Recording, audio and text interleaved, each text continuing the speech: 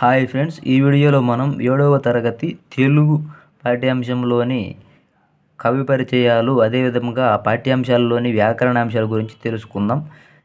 దీనికంటే ముందు ఈ 7వ తరగతికి సంబంధించి 2 పార్టులు చేయబడింది.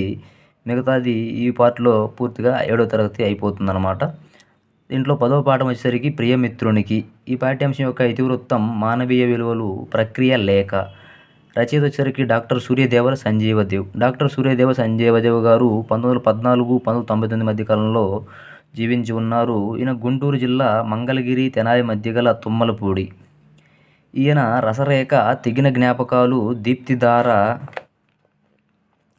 కాంతిమయి, రూపాలు వంటి రచనలు చేశారు. వీరు కవి, రచయిత, తత్వవేత్త, చిత్రకారుడు. ఈయన 14 భాషలు చదవగలరు, అదేవిధంగా రాయగలరు. ప్రస్తుత పాఠ్యాంశం లేఖల్లో సంజీవదేవ్ అనే రచనల్లోనిది. ఈ పాఠం యొక్క ఉద్దేశం సాహిత్య విలువలతో ఉన్న ఒక లేఖను ఉదాహరణగా పరిచయం చేయడమే ఈ పాఠం ఉద్దేశం. లేఖ సాహిత్యం యొక్క ప్రక్రియ. దీనిని ఆంగ్లంలో లెటర్ రైటింగ్ అంటారు. లేఖ, ఉత్తరము, జాబు అనేవి దీని పర్యాయ పదాలు.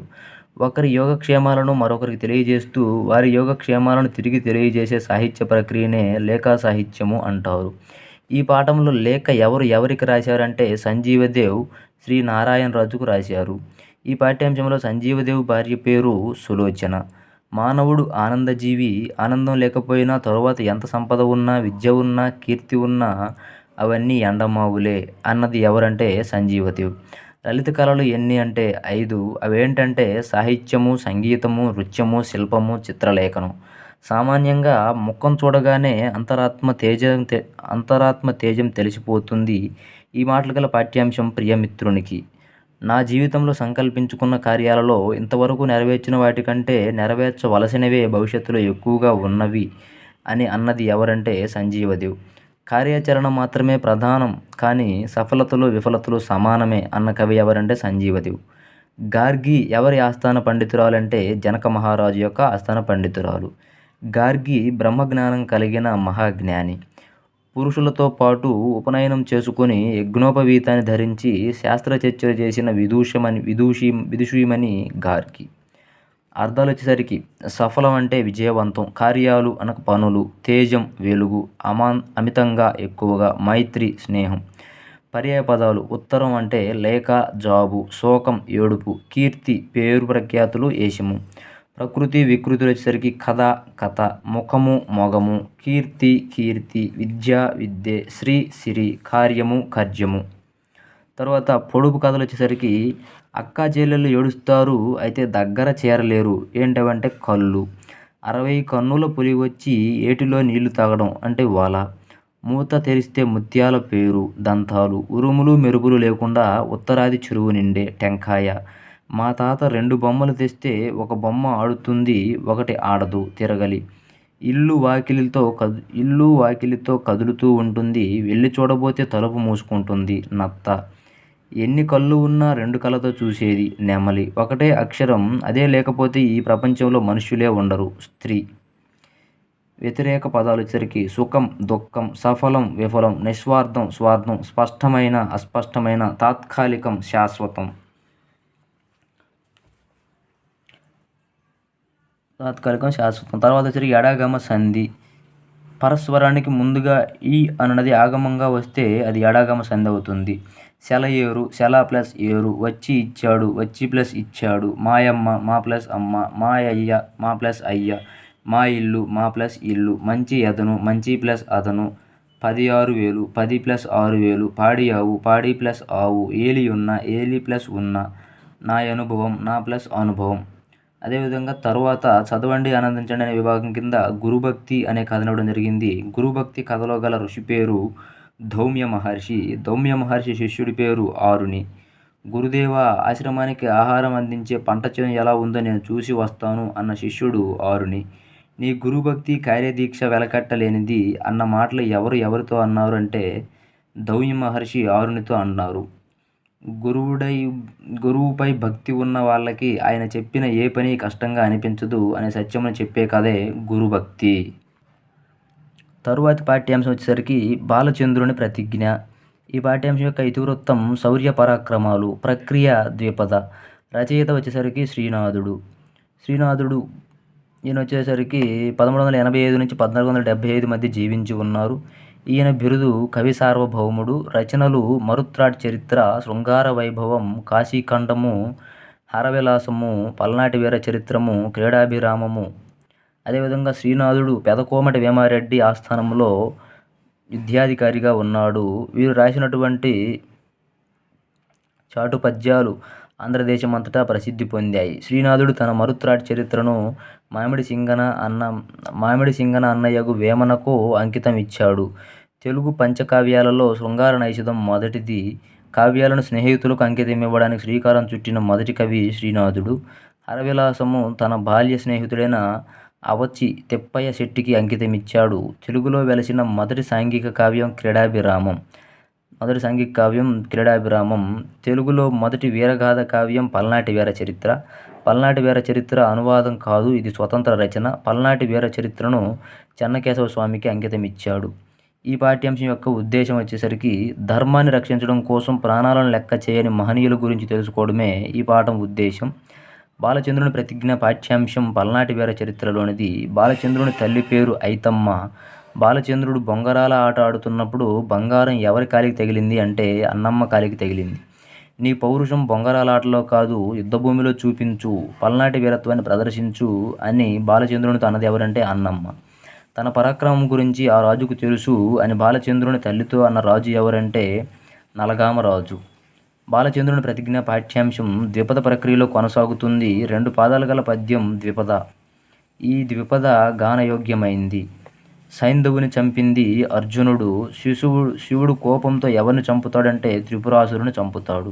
బాలచంద్రుడు పరాక్రమంలో తాను ఎవరెవరితో సమానమని చెప్పుకున్నాడంటే ప్రళయకాలాన భైరవునితో,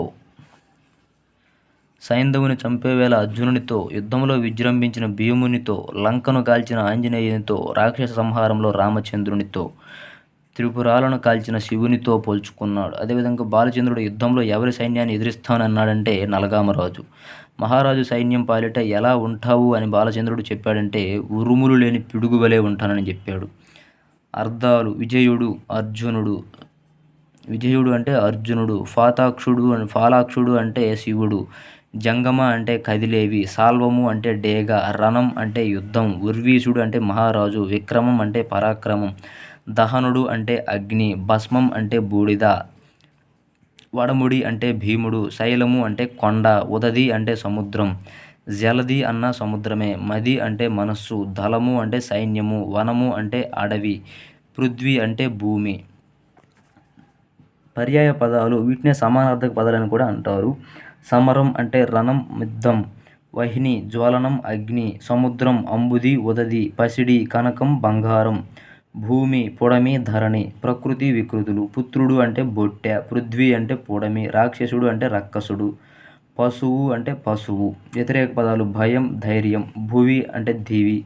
న్యాయం, అన్యాయం. జయం, అపజయం. తర్వాత గసడద వాదేశ సంధి. గొప్పవాడు కథ. గొప్పవాడు ప్లస్ కథ. నిజము తెలిసి. నిజము ప్లస్ తెలిసి. కొలువు చేసిరి. కొలువు ప్లస్ చేసిరి. పాలు ఓక. పాలు ప్లస్ పోక. ఒకానొక సమయంలో గసడదవలు రాకపోతే అవే రూపాలు యథాతథంగా ఉంటాయి. ఇలా 2 విధాలుగా సంధి జరగడాన్ని గసడద వాదేశ సంధిలో చూడవచ్చు. అదేవిధంగా సప్తమి విభక్తి. అందు, నన్ అను ప్రత్యయాలు ఉంటాయి. సాధారణంగా సామీప్య విషయ సంబంధాన్ని అంతటా వ్యాపించడాన్ని గురించి చెప్పేటప్పుడు సప్తమి విభక్తిని ఉపయోగిస్తారు. సరయూ నది తీరమందు కోసల దేశం ఉంది. గరుత్మంతునికి తల్లి యందు భక్తి ఉంది. తర్వాత ఉత్వ సంధి. భయమేలా. భయము ప్లస్ ఏలా. బాలుడని. బాలుడు ప్లస్ అని. నీవిప్పుడు. నీవు ప్లస్ ఇప్పుడు. ఎవరెవ్వరు. ఎదురెవ్వరు. ఎదురు ప్లస్ ఎవ్వరు. బాలుడనని. బాలుడను ప్లస్ అని. పశుగణాంధులు ఎవరంటే పశుగణాలు ప్లస్ ఎదురే. ఎడాగమ సంధి. వ్రాలిన ఎట్లు. వ్రాలిన ప్లస్ అట్లు. తీర్చిన ఎట్లు. తీర్చిన ప్లస్ అట్లు. సవర్ణ దీర్ఘ సంధి. ప్రళయాబ్ధి. ప్రళయ ప్లస్ అబ్ధి. ఎడబాగ్ని. బడబాగ్ని. బడబ ప్లస్ అగ్ని. తర్వాత షష్ఠీ తత్పురుష సమాసం. మా ఇల్లు. మా యొక్క ఇల్లు. మానవ మానసము. మానవుని యొక్క మానసము. నా పుస్తకం. నా యొక్క పుస్తకం. తల్లి మనసు. తల్లి యొక్క మనసు. రాజు సైన్యం. రాజు యొక్క సైన్యం. అదేవిధంగా అలంకారాలు. ఫాలుక్షుడతి రౌద్రపటిమ మీరంగా త్రిపురముల్ గాలిచి తీర్చిన ఎట్లు. ఇది చెరకు ఉపమాలంకారం. సైంధవ వధవేల సాహస స్ఫూర్తి విజయుడు రణములో విహరించునట్లు. ఇది కూడా ఉపమాలంకారమే. తరువాత చదవండి ఆనందించండి అనే విభాగం కింద ఏకాగ్రత అనే కథ ఉంది. ఏకాగ్రత కథలో గల రాజ్యం హస్తినాపురం. కౌరవ పాండవుల విలువిద్య గురువు ద్రోణుడు. రాకుమార, చెట్టును గమనించు, నీకేం కనబడుతున్నాయి అని ముందుగా ద్రోణుడు ధర్మరాజుతో అన్నాడు. మనస్సు ఒకే విషయాన్ని గురించి నిలకడగా ఆలోచించడమే ఏకాగ్రత. ఒకే ఆలోచన శక్తిని ఒకే విషయంపై ఉంచినప్పుడు త్వరగా నేర్చుకోగలుగుతాం అనే సూక్తిని చెప్పే కథ ఏకాగ్రత. అదేవిధంగా తరువాతి పాఠ్యభాగం వచ్చేసరికి స్ఫూర్తి ప్రదాతలు. ఇతివృత్తం వచ్చేసరికి స్ఫూర్తి సామాజిక సేవ. ప్రక్రియ వచ్చేసరికి వ్యాసం. ఇది వచ్చేసరికి ఉపవాచకం కిందకు వస్తుంది ఈ పాఠ్యభాగం. మొట్టమొదటి వారు అపర అన్నపూర్ణ డొక్కా సీతమ్మ గారు. ఈమె 1841 నుంచి 1909 మధ్య కాలంలో జీవించి ఉన్నారు. తూర్పుగోదావరి జిల్లా మండపేటలో భవానీ శంకరం నరసమ్మ దంపతులకు జన్మించింది. సీతమ్మ భర్త పేరు డొక్కా జోగయ్య. లంకల గన్నవరానికి చెందిన ధనవంతుడు, వేద పండితుడు. ఈమెకు పుట్టుకతో వచ్చిన లక్షణం అన్నదానం చేయడం. సీతమ్మ సేవను గుర్తించి బ్రిటిష్ ప్రభుత్వం 1903లో ప్రశంసాపత్రం ఇచ్చి సత్కరించింది. పాత గన్నవరం దగ్గర గల నది వైనతేయ నది. ఈ నదిపై నిర్మించిన నూతన ఆనకట్టకు డొక్కా సీతమ్మ వారధి అని నామకరణం చేశారు. ఈమె సేవా తత్పరత భావితరాలకు స్ఫూర్తిదాయకం. తరువాత వచ్చేసరికి ఆంధ్ర తిలక్ అని పిలువబడే గాడిచెర్ల హరి సర్వోత్తమరావు గారు. ఈయన 1883 1960 మధ్య కాలంలో ఉన్నారు. ఈయన కర్నూలు జిల్లా పాములపాడులో జన్మించారు. మద్రాసులో మరణించారు. ఈయన 3 సంవత్సరాల పాటు వెల్లూరు సెంట్రల్ జైలులో బంధింపబడ్డారు. ఈయన రాసిన సంపాదకీయ వ్యాసం విపరీత బుద్ధి. ద బ్రేవ్ హరిసర్వోత్తమరావు అని ఈయనని గాంధీ గారు మెచ్చుకున్నారు. 25 సంవత్సరాల వయసులో గాడిచెర్ల వారిని ఆలోచింపజేసిన సమస్య వయోజన విద్య. ఈయన ఆంధ్రపత్రిక యొక్క తొలి సంపాదకులు.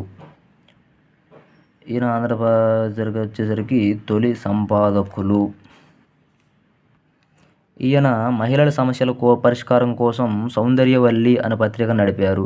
ఈయన గ్రంథాలయ ఉద్యమాన్ని చేపట్టారు. ఈయన ఆంధ్రవార్త, వయోజన విద్యా సమీక్ష, కౌముది, మాతృసేవ మొదలగు పత్రికలకు సంపాదకత్వం వహించారు.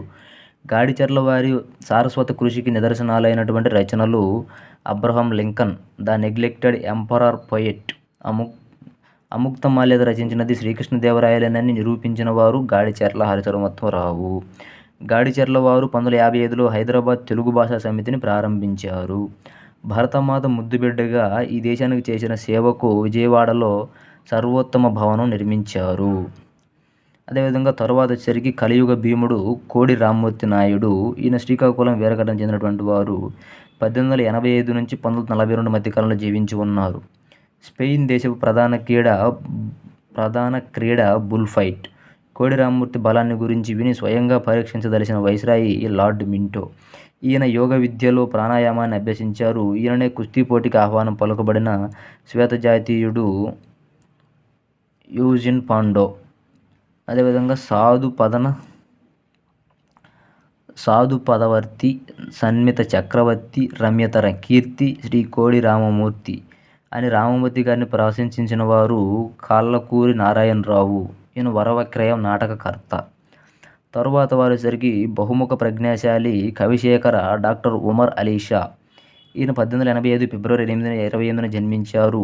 1945 జనవరి 23న మరణించారు. ఉమర్ అలీ షా తెలుగు భాషపై మమకారంతో 16వ ఏటనే రాసిన శతకం విద్యా విలాసం, 18వ ఏట రాసిన నాటకం మణిమాల. ఈయన రాసిన నాటికలు అనసూయ, విషాద సౌందర్యం, కళ, దానవ వధ, చంద్రగుప్త, మహాభారత కౌరవ రంగం, విచిత్ర బిల్హనీయం మొదలగునవి. ఈయన రాసిన నవలలు తారామతి, శాంత, పద్మావతి. ఉమర్ అలీ షా జల్గుర్బా అనే యునానీ వైద్య గ్రంథాన్ని రచించారు. అదేవిధంగా ఆయన చిత్తరంజన్ దాస్, బిపిన్ చంద్రపాల్తో కలిసి స్వాతంత్ర ఉద్యమంలో పాల్గొన్నారు. ఈయన విజయవాడలో ఆంధ్ర అంటు దోష నివారణ మహాసభ జరిపి అంటరానితనంపై పోరాటానికి పిలుపునిచ్చారు. ఈయన పిఠాపురంలో శ్రీ విశ్వవిజ్ఞాన విద్యాపీఠానికి 6వ పీఠాధిపతిగా పదవి చేపట్టారు. ఈయన ఉత్తర మద్రాసు రిజర్వ్డ్ స్థానం నుంచి అఖిల భారత శాసనసభ్యులుగా 1934-45 వరకు దాదాపు 10 సంవత్సరాలు బ్రిటిష్ ప్రభుత్వంలో బాధ్యత నిర్వహించారు. ఈయనకు 1904లో ఆల్ ఇండియా ఓరియంటల్ కాన్ఫరెన్స్ వారు ఇచ్చిన బిరుదు పండిట్. ఈయనకు విశ్వవిద్యాలయం వారు ఇచ్చిన బిరుదు మౌల్వి. ఈయనను 1936లో అమెరికా దేశం డాక్టర్ ఆఫ్ లిటరేచర్ గౌరవ డాక్టరేట్‌తో సత్కరించింది. సమాజానికి సామాన్యుడే కేంద్రం, విద్య అంటే తనను తాను తెలుసుకోవడం, వాక్యే శస్త్రము, కలమే అస్త్రము అన్నది డాక్టర్ ఉమర్ అలీ షా. తరువాతి వారు వచ్చేసరికి అభినవ గాన గంధర్వుడు బాలు. ఈయన 1946-2020 మధ్యకాలంలో ఉన్నారు. శ్రీపతి పండితార్ఘ్యం బాలసుబ్రహ్మణ్యం నెల్లూరు జిల్లా చెందినటువంటి వారు. కోనేటమ్మపేటలో 46 జూన్ 4న జన్మించారు. తల్లిదండ్రులు శ్రీపతి పండితారాధ్యులు సాంబమూర్తి శకుంతలమ్మ. సాంబమూర్తి గారు హరికథా గాయకులుగా ప్రసిద్ధి చెందారు. మీ గాత్రం చాలా వైవిధ్యంగా ఉంది, సినిమాల్లో పాడేందుకు ప్రయత్నించండి అంటూ బాలుగారికి ఎస్. జానకి గారు సలహా ఇచ్చారు. 1966లో బాలుగారు ఎస్పి కోదండపాణి అండదండలతో సినీ పరిశ్రమలో అడుగుపెట్టారు.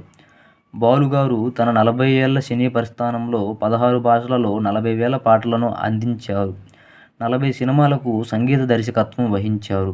1969లో పెళ్ళంటే నూరేళ్ల పంట చిత్రం ద్వారా తన నటనా చాతుర్యాన్ని ప్రదర్శించారు. బాలుగారు టీవీలో ప్రసారమయ్యే పాడుతా తీగ కార్యక్రమానికి న్యాయ నిర్ణేతగాను పనిచేశారు. అలాగే స్వరాభిషేకంలో సుమధుర గీతాలను ఆలపించారు. బాలుగారికి పద్మశ్రీ, పద్మభూషణ్, పద్మవిభూషణ్ అన్నది మరణానంతరం వచ్చింది. ఈయన కరోనా మహమ్మారికి గురై 25/9/2020న మరణించారు. తరువాత అంశం వచ్చేసరికి భారత స్కౌట్స్ అండ్ గైడ్స్. అవసరంలో ఉన్న ప్రజలకు స్వచ్ఛందంగా సేవా కార్యక్రమాలు చేసే బాలబాలికలు పాఠశాలలో ఒక బృందంగా ఏర్పడే వాటిని స్కౌట్స్ గైడ్స్ అంటారు. గైడ్స్ని బాలభటులు. స్కౌట్స్ గైడ్స్ పాఠశాలలో 6-10 సంవత్సరాల వయసు గల బాలురను కబ్స్ అని పిలుస్తారు. ఈ పాఠశాలలోని బాలికలను బుల్బుల్ అని పిలుస్తారు. 16 సంవత్సరాల వయసు గల బాలురను స్కౌట్స్ అని, బాలికలను గైడ్స్ అని పిలుస్తారు. 17-25 సంవత్సరాల వయసు గల యువకులను రోవర్స్ అని, యువతులను రేంజర్స్ అని అంటారు. భారత స్కౌట్స్ అండ్ గైడ్స్ అను అంతర్జాతీయ స్వచ్ఛంద సేవా సంస్థను 1907లో రాబర్ట్ స్టీఫెన్ స్మిత్ బేడల్ భవేత్ అనేటువంటి ఆయన స్థాపించారు. ఈ భారత స్కౌట్స్ ఉద్యమానికి మూల స్తంభాలు సేవ, సచ్చీలం, ఆరోగ్యం, హస్తకళలు. స్కౌట్స్ గైడ్స్ సంస్థలో శిక్షణ పొంది సేవా కార్యక్రమాల్లో పాల్గొని విశేష సేవలందించిన విద్యార్థులకు రాష్ట్ర స్థాయిలో రాజ్య పురస్కార్, దేశ స్థాయిలో రాష్ట్రపతి అవార్డులు ప్రదానం చేస్తారు. స్కౌట్స్ గైడ్స్ సంస్థ ప్రధాన సంప్రదాయం రహస్య సంకేతం, కుడి చేతి వందనం, ఎడమ చేతి కరచాలనం. స్కౌట్స్ గైడ్స్ విద్యార్థులు బూడిద రంగు చొక్కా, ముదురు నీలిరంగు ప్యాంటు ధరిస్తారు. ఈ విద్యార్థులు స్కౌట్స్ బ్యాడ్జిని చొక్కా ఎడమ జేబుకి ధరిస్తారు. భారత స్కౌట్స్ గుర్తులో గల చిహ్నాలు కలువ పువ్వు, తర్వాత ట్రెఫాయిల్, తర్వాత అశోక చక్రము ఉంటాయి. స్కౌట్స్ విద్యార్థులు చేయు సేవా కార్యక్రమాలు 6. అవి వచ్చేసరికి ముసలివారిని రోడ్డు దాటించడంలో సహాయపడడము, మూగజీవుల దాహార్తిని తీర్చి సేవ చేయడము, చెట్లను నాటి రోజు నీరు పోయడం, తర్వాత అనారోగ్యంగా ఉన్నవారికి సహాయం చేయడం, జాతరలో క్యూలు ఏర్పాటు చేయడం, తర్వాత నిరక్షరాస్యులను అక్షరాస్యులుగా చేయడం. స్కౌట్స్ శిక్షణలో నేర్చుకునే అంశాలు వచ్చేసరికి జాతీయ పతాకాన్ని, స్కౌట్ పతాకాన్ని ఎగరవేయడం, వాటి పట్ల మర్యాదగా మసలుకోవడం, జాతీయ గీతాలను పాడడం, ప్రథమ చికిత్స చేయడంలో శిక్షణ పొందడం, తాళ్ళతో రకరకాల ముడులు వేయడంతో పాటుగా ముడుల ఉపయోగాలను తెలుసుకోవడం, రకరకాల వస్తువులతో, రంగురంగుల కాగితాలతో అందమైన వస్తువులను తయారు చేయడం మొదలగునవి. ఇది ఫ్రెండ్స్ 7వ తరగతి తెలుగు పాఠ్యాంశాలలోని వ్యాకరణాంశాల గురించి. ఈ వీడియో కనుక మీకు నచ్చినట్టయితే లైక్ చేయండి, షేర్ చేయండి, సబ్స్క్రైబ్ చేసుకోండి. Thanks for watching this video.